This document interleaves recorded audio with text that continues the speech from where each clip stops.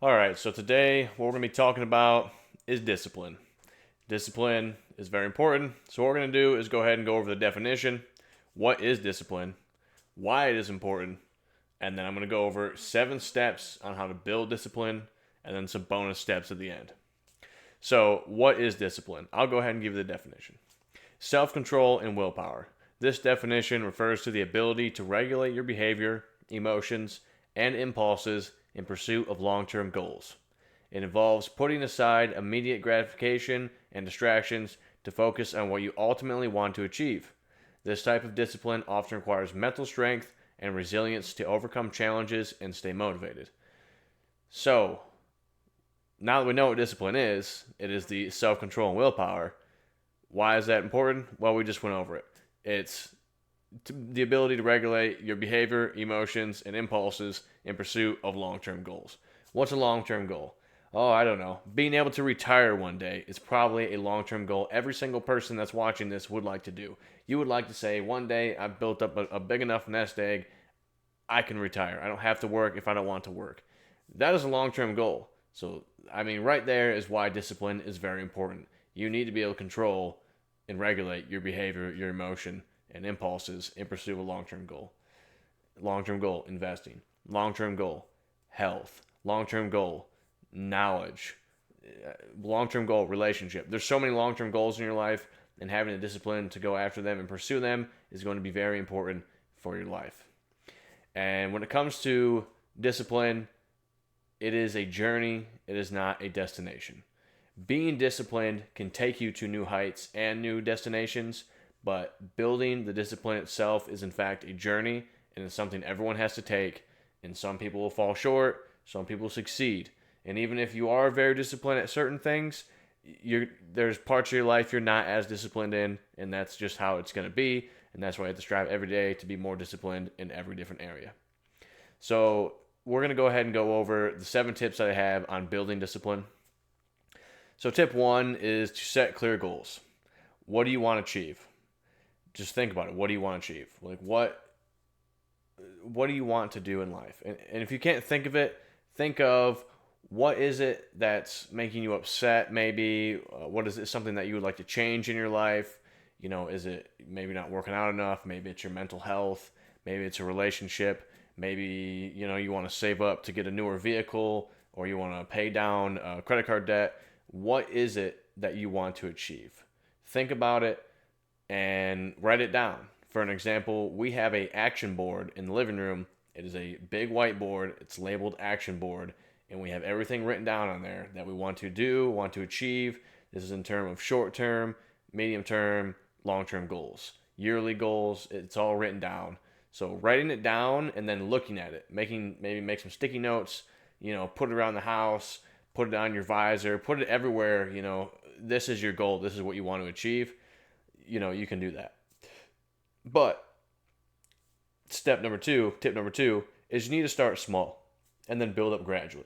So, don't try to change everything at once. An example of this is if you want to become physically fit, you don't go into the gym on day one and just hammer yourself into the ground and then become so sore for a week you can't, sit down in the toilet right because your knees and your legs are just giving out. You start off slowly, right? You go in there, you do 1 or 2 sets of like 3 or 4 exercises, and then you go home. You start out very small.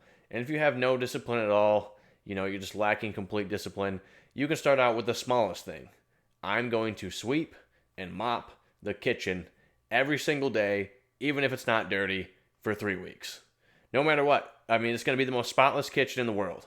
And you're like, I've got no discipline. I'm not working out. I'm just eating whatever.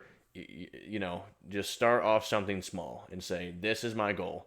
No matter what, I'm going to do this. And then after 3 weeks, you've kind of built that habit that says, I'm going to do this no matter what. It doesn't matter. And that's what you're going to do. And then you say, hey, I did that. Sure, it was just sweeping and mopping the floor for 3 weeks, but you committed to something for 3 weeks, and that is a small step. And then from there, you can actually move on maybe to your goal or something you want to do. And that is kind of brings us on to step 3, which is make a commitment. So an example that I can say for making a commitment was when I started running, running more. I was starting out at like 1 or 2 miles running, and I kind of wanted to work my way up in the mileage, but I didn't have a commitment that I made that was kind of like, like forcing me or like helping me get to those higher mileage.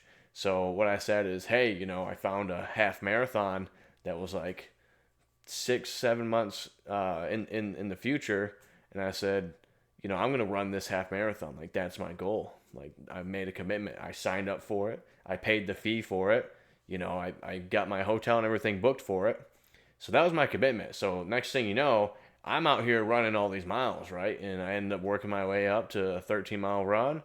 And this ended up happening during 2020. Race ended up getting canceled. The whole everything that happened on there. I'm not going to say it all. I don't want this video to become demonetized, but ended up not actually happening. I got refunded the money and all. But I made that commitment, and that's, that is what forced me, it gave me that drive, that energy to go forward and finish that goal. So you need to find a commitment or something that's going to hold you to it. And that also brings us up to the next step is find your support system. So, if you have a significant other or someone or your friends or family, you can tell them, hey, this is my goal, this is my commitment. For an example, maybe it's, you're trying to lose weight, so you're going to tell your spouse, your girlfriend, boyfriend, whoever it is, family, friends, hey, I'm trying to lose weight, this spring, trying to get in shape for summertime. That way when summer hits, I can eat the hot dogs and eat a little more and, get a little bit of fluff back. But for right now, I'm trying to slim down so I can actually have fun in the summer. And, you go out to eat, and you're like, oh, should I get this dessert? And your family's like, hey, you're trying to lose some weight. And you're like, you know what? That's right. Thank you. And other people can help you stick to your goals as well. So find a good support system is also very important. And a second thing, a big thing, is track your progress. So, you know, when you're working out or running, this is really the easiest example I can give you is write everything down. When you're working out, you can log it in your phone, right? You can put everything in your phone. You can put, if you're running, you can put your mileage in your phone. There's apps that tracks everything. I have a bunch of workout journals, that I would write every single thing, every set and rep and everything I did down. And then I would go back, like a couple months, and I'd be like, wow, I was doing this much on bench press, and now I'm doing this much. Like that's awesome. And you can kind of go back and look and see, I have actually made progress, because sometimes, you're just chugging along. A couple months goes by, and it's like, man, it doesn't really feel like I've really, made that much progress. And then, you kind of look back and you say, you know what, I have made a good bit of progress. And that's the other good thing about making that action board is you can cross the things off. So even like yesterday, I was like, man, didn't really do that much yesterday. But then when I look back at it, I was like, well, we got all the packages boxed up. We took them to the post office, mailed everything out, and did X, Y, and Z. And we actually did a bunch of stuff yesterday, even though it didn't really feel like I did. But once I went back and checked everything off the list and I tracked it, I was like, yesterday was a good day. I was actually successful. So it makes you feel good. So go ahead and track what it is you're doing, how you just go ahead and track everything. And then you can kind of knock that thing off the list. If you want to be productive, track the things you're doing, knock it off the list. If you're trying to get better at something, like running or working out, you can track that. If you're trying to make more sales, you can track all your sales, which I'm sure your company probably does that anyway, but any way you can have measurable progress and you can see that is going to make you feel better. And a big thing with that is after you tracked your progress and you got to a certain point, you want to make sure you reward yourself. Like that is important. You don't want to just keep grinding and grinding and grinding forever with no reward. You have to set a goal, set your target, make your commitment. And then once you get there, the next step is to reward yourself. So for example, I got myself here, if I can find it, I got myself a new chair, a new computer chair for going through and making these videos and, getting this whole area set up and just being able to make these videos. I set a goal and I'm slowly working towards that goal right now. And I said, you know what? I've been consistent. I've been committed with the videos and everything. I'm going to go ahead and reward myself with a better computer chair, because the one I got now isn't that great. It's old, it's used, it's beat up. So the fact that, I'm going to be, rocking in with a brand new chair in my next video and everything, it's going to make me feel good. It's going to make me a little more invigorated. Like, I got this new chair, I'm feeling good. I'm ready to rock out some more videos. So being able to reward yourself and treat yourself occasionally. You don't want to, do these little micro treats where every day you go out and get a coffee or whatever. Unless that's your thing, but, having that reward is good. Like, I want to save up this much money, right? You want to save up, say it's just $3,000 and go out and get your first car or whatever it is. After you go get that first car and you got it, maybe go treat yourself to a dinner, right? Take your girlfriend or take your mom out to dinner or whatever it is. And, and celebrate your achievements. That's very important, having to be able to reward yourself, because that goes, that's a mental thing. And being able to have discipline is it's mostly mental is what it is. So giving yourself that positive reinforcement is going to help you go further, for longer. So that is important. And the seventh tip is just to be patient. So, discipline is not formed overnight. It takes a long time to build discipline. You have to actually want to build it. You have to focus on it. There's, like I said, this is the seventh step. Like there's a bunch more nuanced steps that you can get into and whatnot. But, it's definitely patience. You're not going to build rock solid discipline over the night. And even if you do have rock solid discipline, things can throw you off. Life doesn't always go as planned. Things it just throws you off. And, maybe you were working out, Monday through Thursday, and now you got a doctor's appointment on Monday, and you got to take the dog to the vet on Thursday, and it's throwing your workout schedule off, and now you got to work the weekend, so you can't make those days up, and, next thing you know, you come in next week, and you're like, oh, man, just, I'm all thrown off, everything's all crazy. Well, that's all right. You just got to be patient. It's all going to work out. Sometimes you fall off the wagon. It is what it is. Get back up, dust yourself off, go back to step one, set your goal, start small, or if it's only been a week, pick back up where you left off, right? You already got your commitment, you already got your support system, go back to tracking progress, just kind of count that week like, hey, basically it was a lost week, whatever it is, I did what I could, and then, once you get to where you want to be, hopefully in a couple more weeks or a month or two, give yourself that reward. And we're on step 7, be patient. So be patient in that time, and you will get there. And then some of the bonus steps here is identifying your triggers. And this is going to be, what are things that typically tempt you to break your commitments? And once you know what those triggers are, you can develop strategies to avoid them. So we'll go back to, let's say, working out, right? You work out on Mondays. Well, your friends want to go out Sunday night and drink all day Sunday.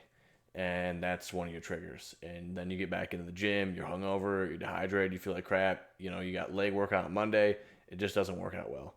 Well, your trigger is going out with your friends. So, if you're going to do that, maybe go out with them on Saturday. And then you can work out Sunday or Monday and you'll be fine.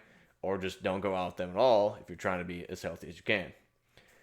And maybe another trigger is you're trying to lose weight, and a trigger is going into the sweet shop because you're going to end up buying sweets, right? Don't go to the sweet shop. Don't go to the gas station to get your coffee if you know you're going to buy a donut. You need to get rid of it. And then that kind of moves us into remove temptations. So let's say you're dieting, right? Your goal is to diet. Well, you need to have your food meal prepped and set and ready to go so that if you do get hungry, you already have food to eat, That way you can just, what your trigger is food. You need to remove the temptation of always having food with you, as much as you can, obviously, to your extent. Having food at the house, having food packed for lunch, or maybe just, get a meal prep company, make it yourself. Whatever it is, just keep that food with you. And make healthy habits is another tip. So, for an example, just getting up right away and go for a walk. If you have time, that's going to wake you up. It's healthy. It's getting you out, getting your blood pumping, getting you moving. It's going to make you more productive for the day because you're getting out, you're getting right up, getting moving.